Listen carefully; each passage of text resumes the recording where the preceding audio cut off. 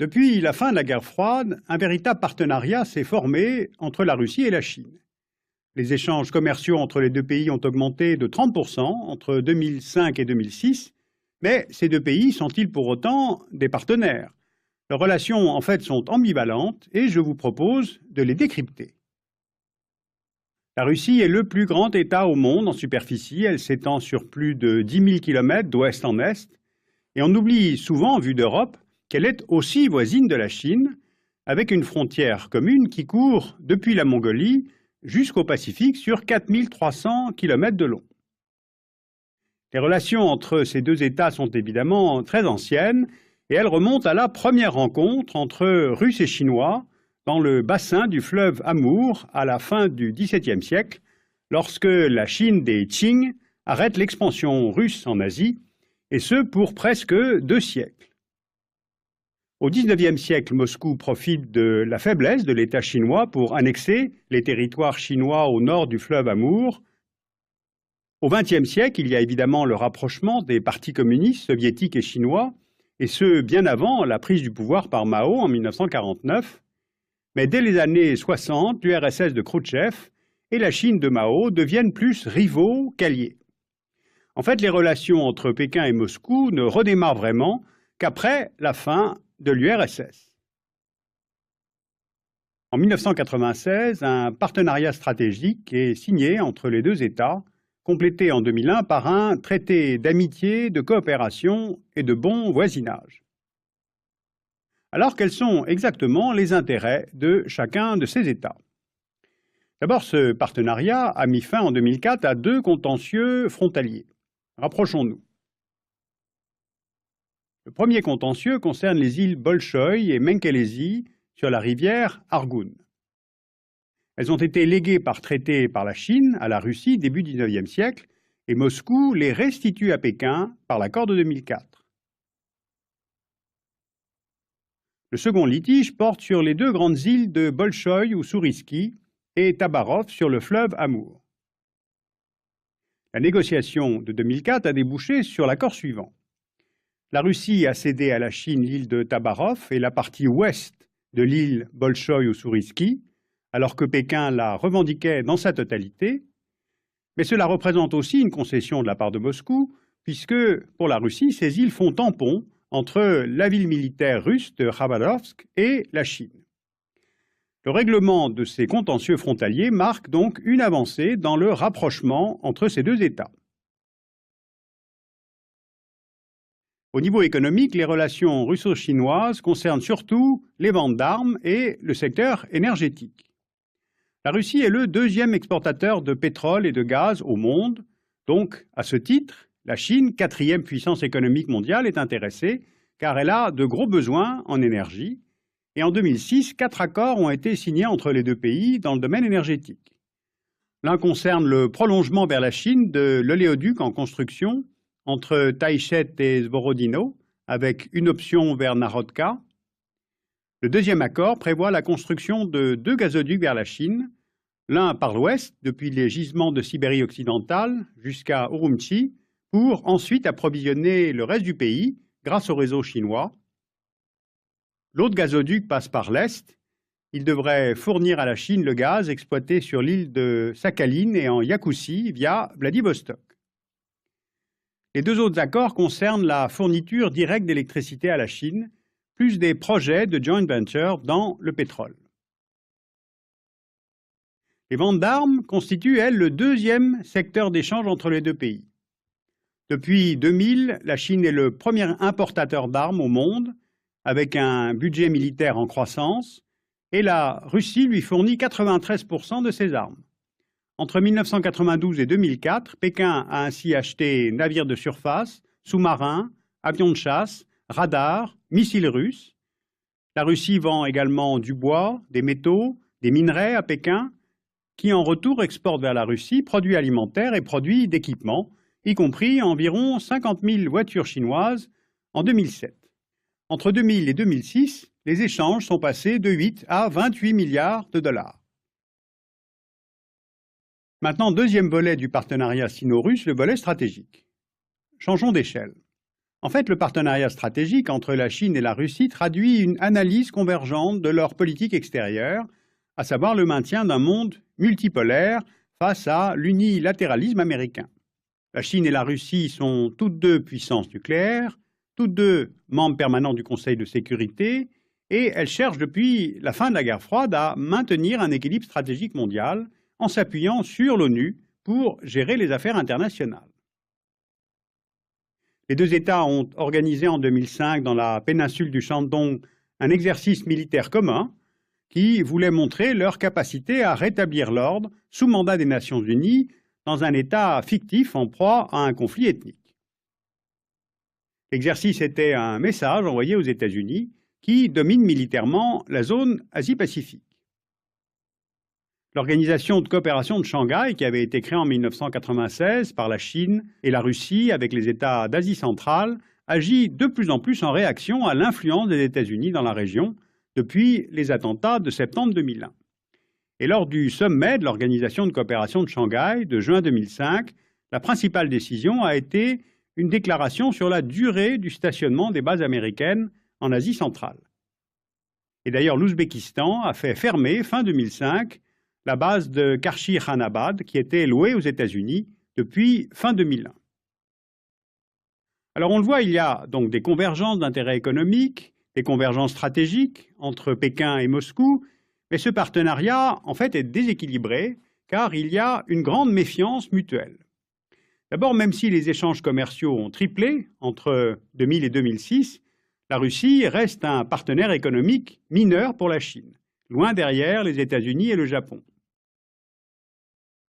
Ensuite, les exportations russes restent dominées à 90% par les matières premières, alors que Pékin exporte en Russie une grande variété de produits manufacturés. Moscou craint une augmentation de sa dépendance économique vis-à-vis de Pékin et que son territoire asiatique soit transformé en réserve de ressources naturelles pour la Chine. Le deuxième déséquilibre est démographique. À l'échelle nationale, 143 millions de Russes et 1,3 milliard de Chinois. Et le long de cette frontière commune, la carte montre bien la différence de densité de population. L'extrême-orient russe compte 7 millions d'habitants, alors que les provinces frontalières chinoises comptabilisent, elles, 110 millions d'habitants. Et cette situation fait craindre en Russie une colonisation chinoise de ces régions orientales. Et ce, d'autant plus que ces régions ne sont russes que depuis le milieu du XIXe siècle. Et d'ailleurs, dans le livre de classe chinois, les élèves continuent d'apprendre qu'ils ont été dépouillés, je cite, de 1 million de kilomètres carrés par la Russie tsariste. En fait, il semble que les migrants chinois ne soient en réalité que 50 000 à travailler en Russie, mais cette présence est instrumentalisée par la presse russe et par certains politiques. Et d'ailleurs, face à la baisse de la natalité en Russie, ces migrants ne sont-ils pas en fait devenus indispensables? Et puis au niveau stratégique, Pékin a pu constater à plusieurs reprises les limites de la solidarité de Moscou. Premier exemple, lorsque Moscou s'oppose à la vente à Pékin de technologies militaires sensibles. Ou bien encore, après le 11 septembre 2001, alors que Pékin s'intéresse aux républiques d'Asie centrale pour des raisons énergétiques, Moscou y autorise le déploiement de forces américaines et de l'OTAN. Voilà, ces deux pays aspirent donc à être des puissances mondiales et ont des vues convergentes en politique étrangère sur des dossiers sensibles comme l'Iran, le Kosovo, la Birmanie ou encore le Darfour. Alors, vu de Moscou, les relations avec Pékin apparaissent complémentaires des relations avec les États-Unis ou avec l'Europe, et elles sont souvent instrumentalisées à cet effet. Et vu de Pékin, ces relations permettent à la Chine d'assouvir ses besoins énergétiques tout en renforçant sa place de puissance régionale et mondiale. La menace chinoise, entre guillemets, est avant tout politique, c'est-à-dire l'émergence de Pékin comme acteur global des décisions internationales.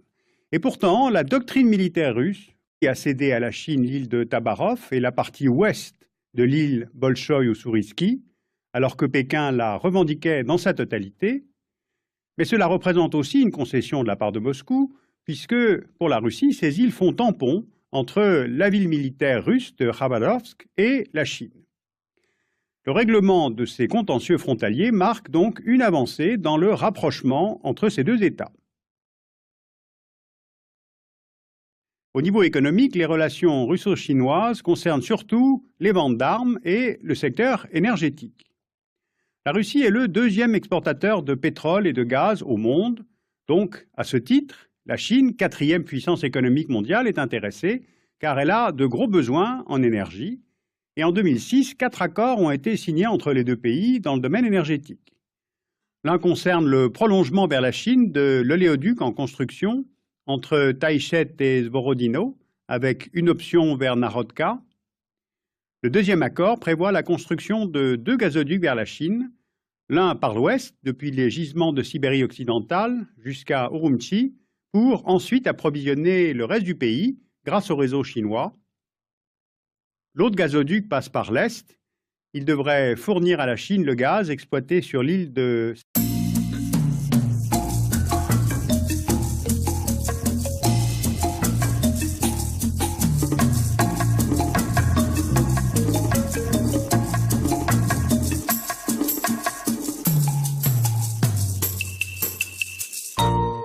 Depuis la fin de la guerre froide, un véritable partenariat s'est formé entre la Russie et la Chine.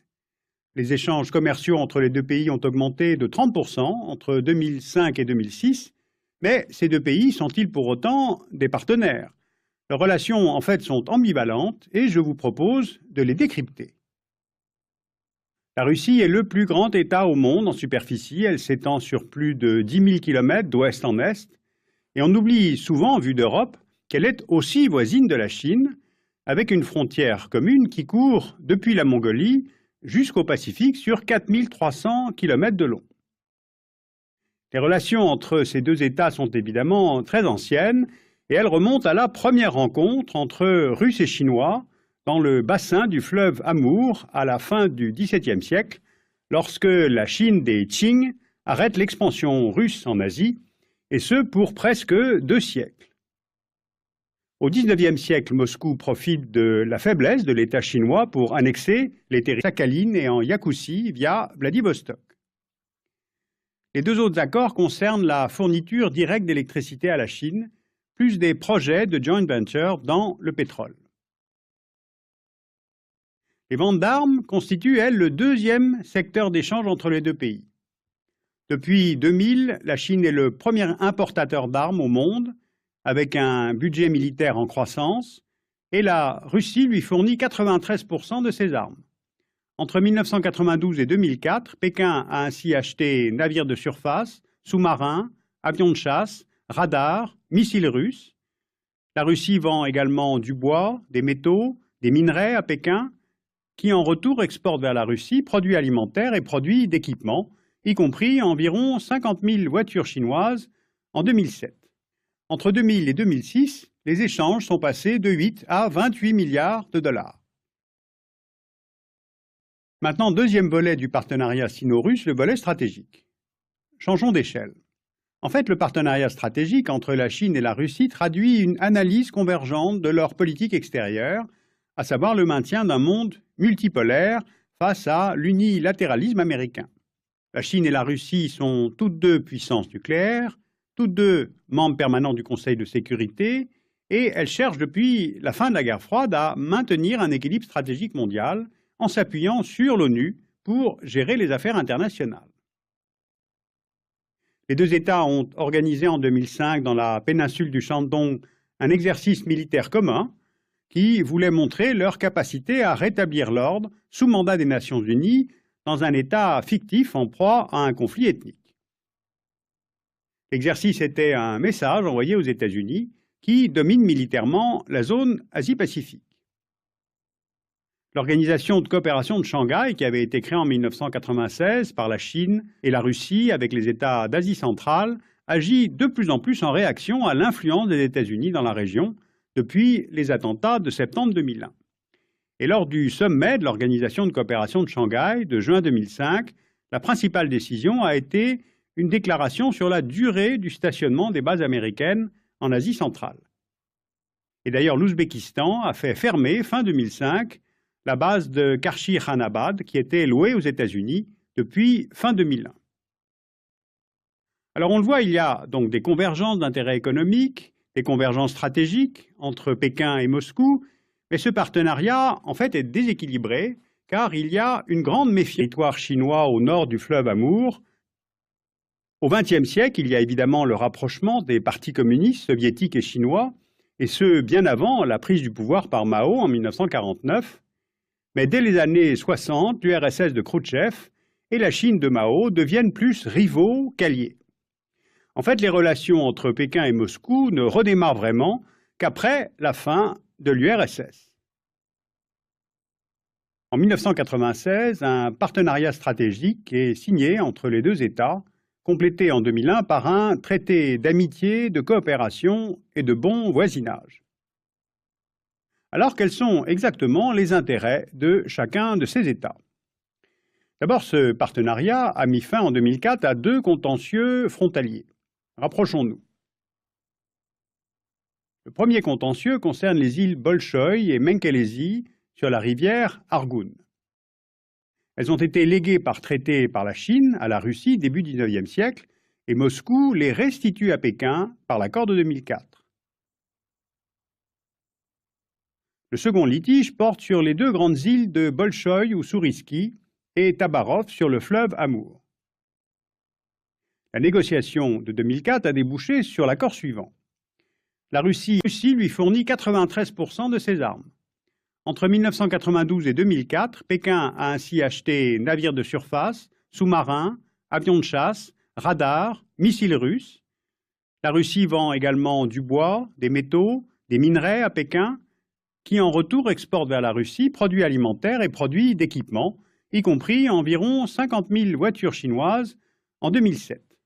Entre 2000 et 2006, les échanges sont passés de 8 à 28 milliards de dollars. Maintenant, deuxième volet du partenariat sino-russe, le volet stratégique. Changeons d'échelle. En fait, le partenariat stratégique entre la Chine et la Russie traduit une analyse convergente de leur politique extérieure, à savoir le maintien d'un monde multipolaire face à l'unilatéralisme américain. La Chine et la Russie sont toutes deux puissances nucléaires, toutes deux membres permanents du Conseil de sécurité, et elles cherchent depuis la fin de la guerre froide à maintenir un équilibre stratégique mondial en s'appuyant sur l'ONU pour gérer les affaires internationales. Les deux États ont organisé en 2005 dans la péninsule du Shandong un exercice militaire commun qui voulait montrer leur capacité à rétablir l'ordre sous mandat des Nations Unies dans un État fictif en proie à un conflit ethnique. L'exercice était un message envoyé aux États-Unis qui dominent militairement la zone Asie-Pacifique. L'organisation avant la prise du pouvoir par Mao en 1949, mais dès les années 60, l'URSS de Khrouchtchev et la Chine de Mao deviennent plus rivaux qu'alliés.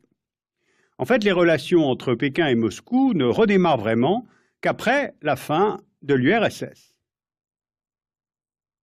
En 1996, un partenariat stratégique est signé entre les deux États, complété en 2001 par un traité d'amitié, de coopération et de bon voisinage. Alors, quels sont exactement les intérêts de chacun de ces États? D'abord, ce partenariat a mis fin en 2004 à deux contentieux frontaliers. Rapprochons-nous. Le premier contentieux concerne les îles Bolchoï et Menkelesi sur la rivière Argoun. Elles ont été léguées par traité par la Chine à la Russie début XIXe siècle et Moscou les restitue à Pékin par l'accord de 2004. Le second litige porte sur les deux grandes îles de Bolchoï ou Sourisky et Tabarov sur le fleuve Amour. La négociation de 2004 a débouché sur l'accord suivant.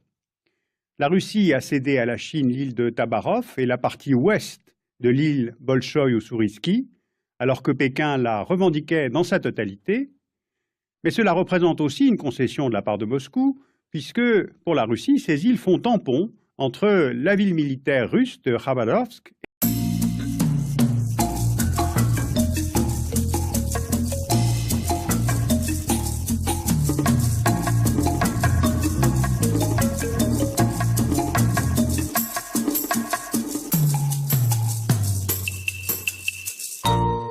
Depuis la fin de la guerre froide, un véritable partenariat s'est formé entre la Russie et la Chine.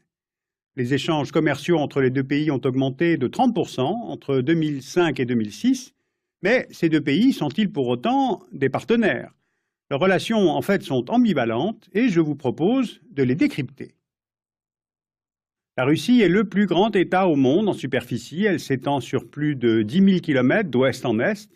Et on oublie souvent, vu d'Europe, qu'elle est aussi voisine de la Chine, avec une frontière commune qui court depuis la Mongolie jusqu'au Pacifique sur 4 300 km de long.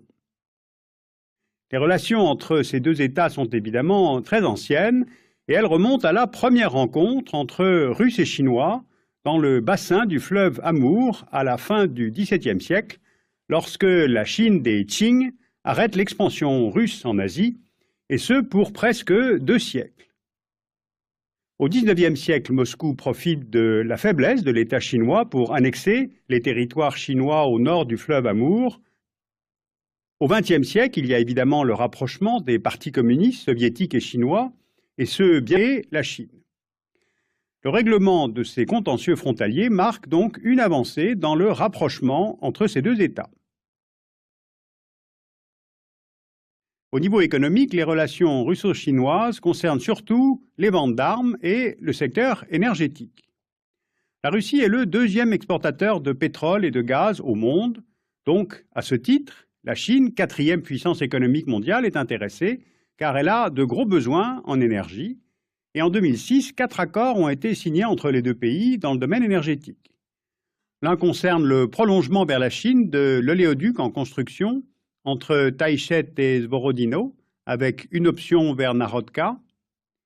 Le deuxième accord prévoit la construction de 2 gazoducs vers la Chine, l'un par l'ouest, depuis les gisements de Sibérie occidentale jusqu'à Urumqi, pour ensuite approvisionner le reste du pays grâce au réseau chinois.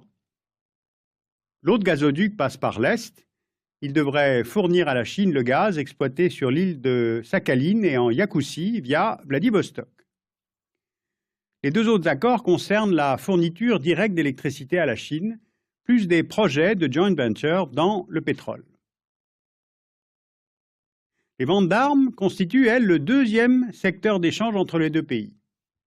Depuis 2000, la Chine est le premier importateur d'armes au monde, avec un budget militaire en croissance, et la Russie de coopération de Shanghai, qui avait été créée en 1996 par la Chine et la Russie avec les États d'Asie centrale, agit de plus en plus en réaction à l'influence des États-Unis dans la région depuis les attentats de septembre 2001. Et lors du sommet de l'Organisation de coopération de Shanghai de juin 2005, la principale décision a été une déclaration sur la durée du stationnement des bases américaines en Asie centrale. Et d'ailleurs, l'Ouzbékistan a fait fermer, fin 2005, la base de Karshi-Khanabad, qui était louée aux États-Unis depuis fin 2001. Alors on le voit, il y a donc des convergences d'intérêts économiques, des convergences stratégiques entre Pékin et Moscou, mais ce partenariat, en fait, est déséquilibré, car il y a une grande méfiance mutuelle. D'abord, même si les échanges commerciaux ont triplé entre 2000 et 2006, la Russie reste un partenaire économique mineur pour la Chine, loin derrière les États-Unis et le Japon. Ensuite, les exportations russes restent dominées à 90% par les matières premières, alors que Pékin exporte en Russie une grande variété de produits manufacturés. Moscou craint une augmentation de sa dépendance économique vis-à-vis de Pékin et que son territoire asiatique soit transformé en réserve de ressources naturelles pour la Chine. Le deuxième déséquilibre est démographique. À l'échelle nationale, 143 millions de Russes et 1,3 milliard de Chinois.